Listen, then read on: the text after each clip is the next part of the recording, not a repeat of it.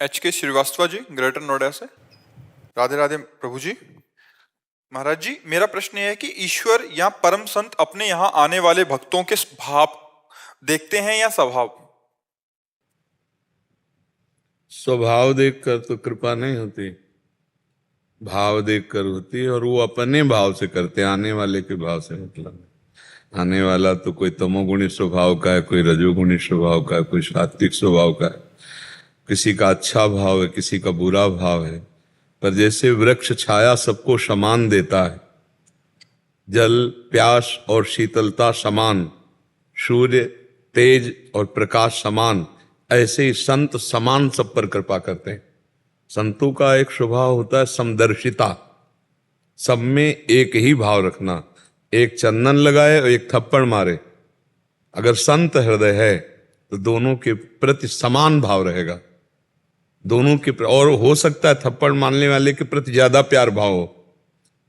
आज सत्संग में सुना, करत जे अनुसहन निंदक तीनों पे अनुग्रह करो। संत स्वभाव करोड़ों माताओं का भी हृदय एक साथ मिले तो भी उनकी समानता नहीं कर सकता है।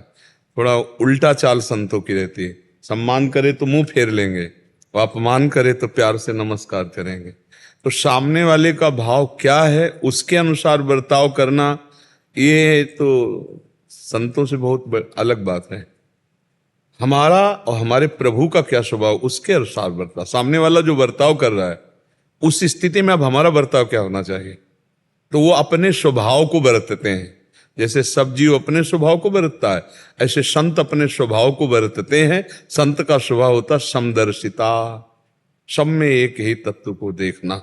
इसलिए तुम्हारा भाव छोटा है या बड़ा है उससे उनको कोई मतलब नहीं।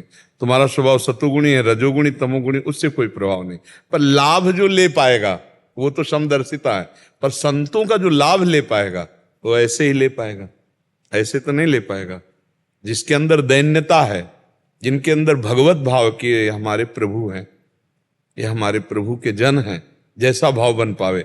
और जितना दैन्य होगा उतने ही ले पाएगा। जैसे वर्षा हो रही, ऐसे करो तो तुम्हारे पीने योग्य तो नहीं हो पाएगा, और ऐसे कर लो तो पीने योग्य भी हो जाएगा।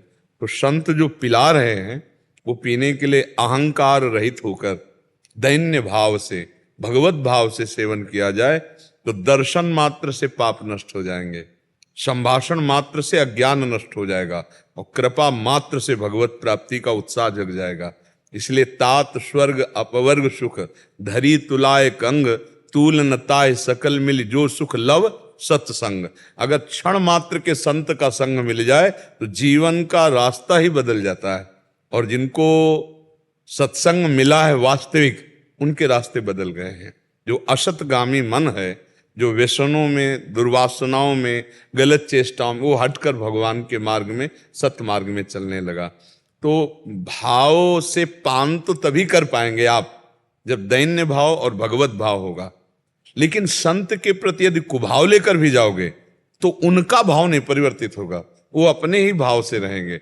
आपको नहीं मिल पाएगा कुछ, आपकी हानि हो सकती है, क्योंकि आपका भाव नहीं है तो जो लाभ मिलना चाहिए वो नहीं ले पाए। पर उनके भाव में कोई कमी नहीं होगी, वो दुष्ट को भी भगवत भाव से देखते हैं।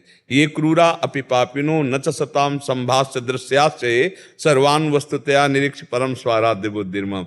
जो क्रूर हैं, दुष्ट हैं, पापी हैं, नीच पुरुष हैं, संतों से संभाषण के योग्य भी नहीं, उनमें भी वो साक्षात आराध्य बुद्धि रखते हैं कि मेरे भगवान इसके हृदय मंदिर में विराजमान। तो उनके भाव में तो कोई परिवर्तन नहीं होगा, पर आप अपने भाव के द्वारा ही संत लाभ ले सकते हैं।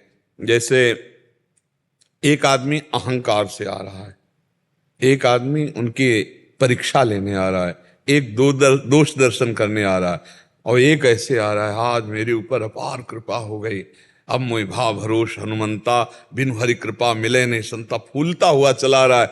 तो अब उसका एक एक कदम यज्ञों के समान होगा। संत दरस को चालिए तज माया अभिमान, ज्यों ज्यों पग आगे बढ़े कोटिन यज्ञ समान। अब आ तो 100 लोग रहे लेकिन लाभ एक ले पाया, 99 चले गए, एक लाभ ले पाया।